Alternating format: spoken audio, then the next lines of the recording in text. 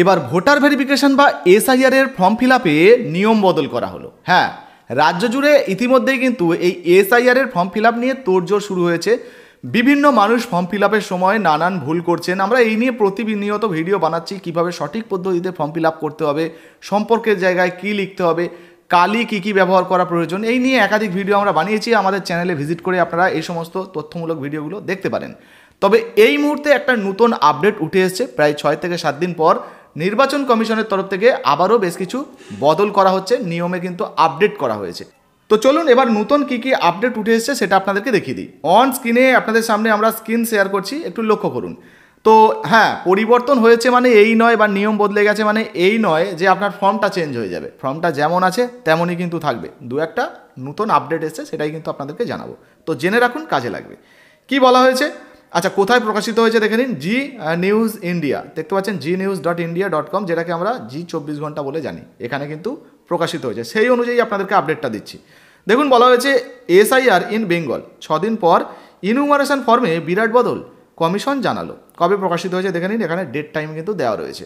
তবে আবারও বলছি যে আপডেটগুলো রয়েছে সেগুলোই আপনাদেরকে জানাবো। আপনারা কেউ ভয় পাবেন না, সতর্কভাবে ঠান্ডা মাথায় ফর্ম ফিল আপ করুন, কোনো সমস্যা হবে না। কি বলা হয়েছে? নজরে 26 বাংলায় শুরু হয়ে গিয়েছে এসআইআর, যেটাকে স্পেশাল ইন্টেনসিভ রিভিশন বলা হচ্ছে। আজ অর্থাৎ সোমবার সন্ধে 6টা পর্যন্ত ভোটারদের বাড়ি বাড়ি গিয়ে 550 কোটির বেশি ইনুমারেশন ফর্ম বিলি করে ফেলেছেন বিএলওরা। তো আজকে হয়তো আপনি যে ভিডিওটা দেখছেন, আজকে সোমবার নাও হতে পারে, 2-1 দিন পেরিয়ে গেছে বা 2-4 দিন পেরিয়ে গেছে। আজকে যেদিন আপনি ভিডিওটা দেখছেন সেক্ষেত্রে আরও হয়তো বেশ কয়েক কোটি ফর্ম বিলি করা হয়ে গেছে বা ফর্ম কমপ্লিট করা হয়ে গেছে, দেওয়া হয়ে গেছে। তো কি বলা হয়েছে? 6 দিন পর নির্বাচন কমিশন জানালো ইনুমারেশন ফর্মে ভোটারের ছবি বাধ্যতামূলক নয়। তো বুঝতে পারছেন, এই যে ছবিটা নিয়ে একটা সমস্যা ছিল, অনেকে জানতে চাইছিলেন দাদা কত সাইজের ছবি ফর্মে লাগাতে হবে, বা ছবির ব্যাকগ্রাউন্ড কালার কী হতে হবে, ছবিতে গন্ডগোল হলে আবার নামে কোনো প্রবলেম হবে না তো এসআইআর লিস্টে নাম তুলতে গেলে। তো দেখুন এখানে কি বলা হয়েছে, এই যে ইনুমারেশন ফর্মে যে ছবি লাগানোটা সেটা কিন্তু আর বাধ্যতামূলক নয় ভোটারদের জন্য। তবে আপনাদেরকে জানাবো, এখানে বাধ্যতামূলক নয় জানানো হচ্ছে মানে এই নয় যে আপনি ছবিটা লাগাবেন না। আপনি অবশ্যই ফর্ম যখন ফিল আপ করবেন একটা পাসপোর্ট সাইজের ছবি লাগিয়ে দেবেন। দেখুন, আপনার ওই ডকুমেন্টগুলো তো স্ক্যান করা হবে, করে সেই কপিটাকে নিয়ে ওয়েবসাইটে আপলোড করা হবে। তাহলে আপনার পুরো তথ্যটা যাওয়াটাই তো জরুরি, তাই না? দেখুন, আমাদের ভিডিও হয়তো একটু বড় হয়, কিন্তু আমরা বিস্তারিত বোঝানোর চেষ্টা করি যাতে সাধারণ মানুষ সহজে ব্যাপারটা বুঝতে পারে। তো আপনি যদি ওটা খালি রেখে দেন তাহলে কিন্তু আপনার ওই জায়গাটা খালিই থেকে যাবে।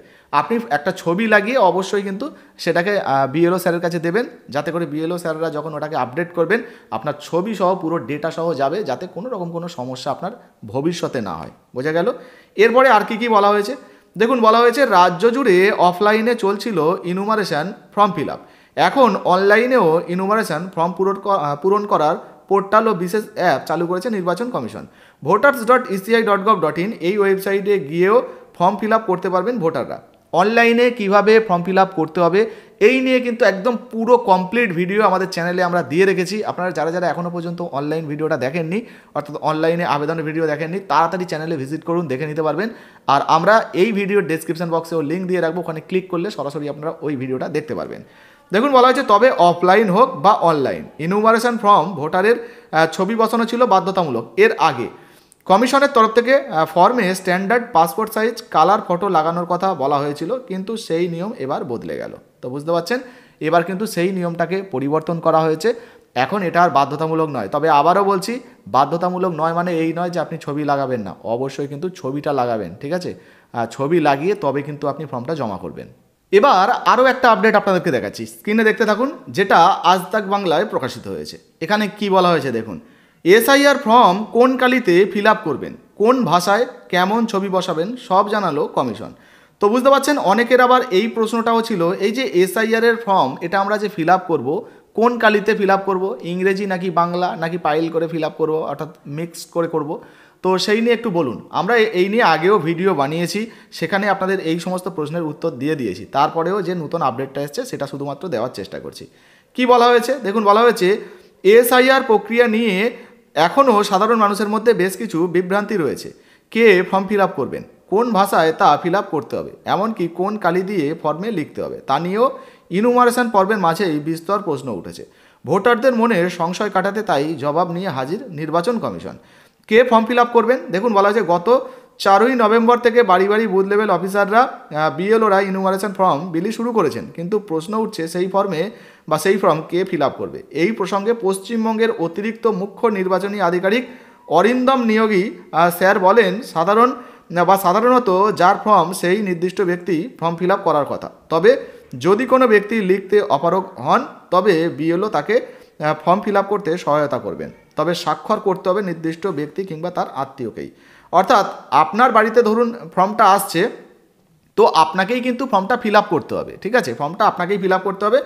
যদি আপনি ফিল আপ না করতে জানেন সেক্ষেত্রে বিএলও আপনাকে সহযোগিতা করবে। যদি বিএলও ফর্ম ফিল আপ করে দেয়, তারপরেও আপনি যদি সই না জানেন, বাঁ হাতের বুড়ো আঙুলের ছাপ, আর যদি সই করতে জানেন তাহলে আপনি স্বাক্ষর করে দিতে পারবেন। তাছাড়া আপনার পরিবারের অন্য কোনো সদস্যও কিন্তু ফর্ম ফিল আপ করতে পারে।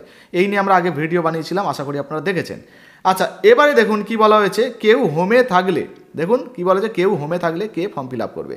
অতিরিক্ত মুখ্য নির্বাচনী আধিকারিক অরিন্দম নিয়োগী বলেন, কেউ হোমে থাকলে বেসরকারি হোম কর্তৃপক্ষ ফর্ম ফিল আপ বা স্বাক্ষর করতে পারবেন, কিন্তু অবশ্যই বিএলওকে গোটা বিষয়টি লিপিবদ্ধ রাখতে হবে বা নথিবদ্ধ রাখতে হবে।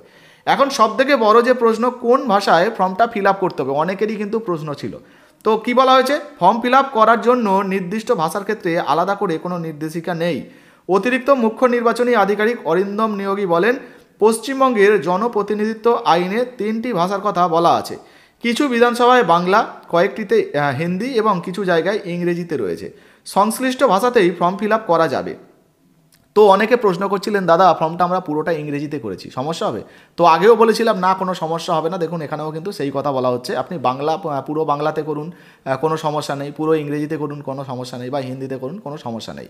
তবে আপনাদেরকে বলবো, বাংলা যারা ফর্ম পেয়েছেন, তো সেক্ষেত্রে এই যে ইনুমারেশন ফর্মটা আপনারা দেখবেন ওখানে ডেট, তারিখ এগুলো লেখার জায়গা রয়েছে, মোবাইল নাম্বার এগুলো লেখার জায়গা রয়েছে। এগুলো যদি আপনি ইংরেজিতে লেখেন আর যদি নামগুলো বাংলায় লেখেন সেটাই কিন্তু ভালো হবে। কেন না, 2002 সালের ভোটার লিস্ট যদি আপনি দেখেন, সেখানে দেখবেন সচিত্র পরিচয়পত্র, যেটাকে ভোটার কার্ডের নাম্বার বলা হচ্ছে, সেগুলো ইংরেজিতে রয়েছে।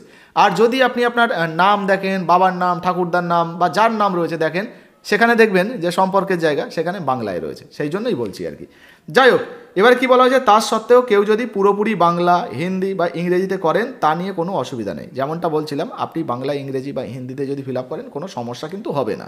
তবে বাংলা বা ইংরেজিতে করা সুবিধাজনক, কারণ রোলে যখন নাম আসবে তা মিলিয়ে নেওয়া যাবে, যেমনটা বলছিলাম আর কি। কারণ অনেক জায়গায় দেবনাগরী অক্ষরে রোল পাবলিশ হয় না। এবারে দেখুন কি বলা হয়েছে, কোন কালিতে ফর্ম ফিল আপ করবেন। তো আপনাদেরকে জানিয়ে দিই, নীল বা কালো যে কোনো কালি দিয়েই কিন্তু আপনারা ফর্মটা ফিল আপ করতে পারবেন। লাল কালি ব্যবহার করবেন না বা সবুজ কালি এগুলো কিন্তু ব্যবহার করবেন না, ঠিক আছে? এবারে কি বলা হয়েছে, ফর্মে ছবি কেমন লাগাবেন? আগেই বলেছিলাম যে পাসপোর্ট সাইজের যে স্ট্যান্ডার্ড কালার ছবি রয়েছে সেই ছবি কিন্তু আপনারা লাগাবেন। ছবির ব্যাকগ্রাউন্ড যে কালারটা সেটা সাদা কিংবা হালকা লাইট কালার হলেও হবে, কোনো সমস্যা কিন্তু নেই। আচ্ছা, এবারে ফর্মে রিলেটিভ কে হবে? ফর্মে রিলেটিভ কে হবে, কার নাম দেবেন? দেখুন এখানে কি বলা আছে, এসআইআর এর ইনুমারেশন ফর্মে রিলেটিভের ক্ষেত্রে রক্তের সম্পর্ক রয়েছে এমন কারো নাম দিতেই হবে।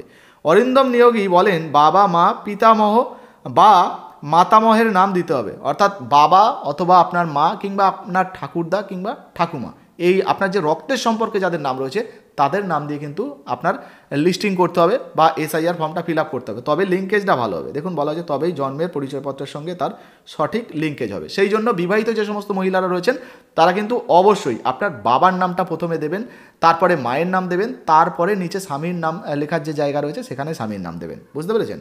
এবারে ফর্ম ফিল আপে ভুল হলে ফর্মটা কি বাতিল হয়ে যাবে? দেখুন কি বলা হয়েছে, কোনো তথ্যে ভুল হলে সেখানে পেন থ্রু করে পাশে সঠিক তথ্য লিখতে হবে। নূতন তথ্য লেখার পরে সেখানে সই করা বাধ্যতামূলক। আচ্ছা, বাংলায় প্রায় 7.5 কোটি ভোটার, ফলে প্রত্যেক ভোটারের জন্য ডুপ্লিকেট ফর্ম বের করা নির্বাচন কমিশনের সহজ নয়। কমিশনের পরামর্শ, এক্ষেত্রে যে ফর্মটিতে একটু বেশি কাটাকুটি হচ্ছে তা ভোটার নিজের কাছে রাখতে পারেন, যেটি তুলনামূলক কম কাটাকুটি হয়েছে তা বিএলওকে দিতে পারেন। তো বুঝতে পারছেন, এখান থেকে আপনারা একাধিক কিন্তু নিয়ম, একাধিক প্রশ্নের উত্তর পেলেন। মূলত যদি আপনাদের ধরুন ফর্মে ভুল হয়েছে, অনেকে কি করছেন, হোয়াইটনার ব্যবহার করে তারপর তার উপরে লিখছেন, সমস্যা হবে না। যদি আপনার হোয়াইটনারটা দেওয়ার পরে সুন্দরভাবে আপনি উপরে যেটা লিখেছেন সেটা পরিষ্কারভাবে বোঝা যায়, তাহলে কিন্তু সমস্যা হবে না। কেন বলুন তো, ধরুন আপনি নিচে একটা লিখলেন আর আপনি হোয়াইটনারটা এমনভাবে ব্যবহার করলেন, উপরের লেখাটা লিখলেন, নিচের লেখা উপরের লেখাটা জড়িয়ে গেল, বোঝা গেল না, তখন কিন্তু বুঝতে অসুবিধা হবে। তাই এমনভাবে হোয়াইটনার ব্যবহার করুন যাতে উপরের লেখাটা স্পষ্ট বোঝা যায়, বুঝতে পেরেছেন। আর তাছাড়া ধরুন আপনি ফর্মটা ফিল আপ করতে গিয়ে কাটা পড়েছে, আপনার কিছু কেটে ফেলেছেন, আপনাদেরকে ফর্মটা দেখাই, এই যে আমাদের কাছে ফর্মটা রয়েছে। তো এই যে ধরুন ফর্মের এই জায়গায় আপনি ফিল আপ করতে গিয়ে এখানে কিছু কাটা পড়েছে, আপনি এই পাশে লিখুন, যেটা আপনি ঠিক করতে চাইছেন সেই ঠিক লেখাটা পাশে লিখুন। আর তারপরে আপনি পারলে ছোট্ট করে ব্যাকেট করে সই করে দিন, যে আপনার ভুল হয়েছিল আপনি সই করে দিন, যাতে বোঝা যায় যে যিনি ফর্মটা ফিল আপ করেছেন তিনিই ওটা ঠিক করেছেন, তিনিই সই করেছেন। তো যাই হোক, তো এইভাবে কিন্তু আপনারা ফর্মটা ফিল আপ করতে পারবেন, নতুন নিয়ম আপনাদেরকে দেখিয়ে দিলাম। এই মুহূর্তে আপনার যদি এই ফর্ম ফিল আপ নিয়ে কোনো রকম কোনো প্রশ্ন জিজ্ঞাসাবাদ থাকে তাড়াতাড়ি কমেন্ট সেকশনে কমেন্ট করুন। ভিডিও ভালো লাগলে লাইক দিয়ে শেয়ার করে দেবেন। আর হ্যাঁ, যারা এখনও পর্যন্ত আমাদের ফেসবুক পেজটাকে ফলো করছেন না তাড়াতাড়ি ফলো করে নেবেন, ভিডিওগুলো শেয়ার করে দেবেন। ধন্যবাদ।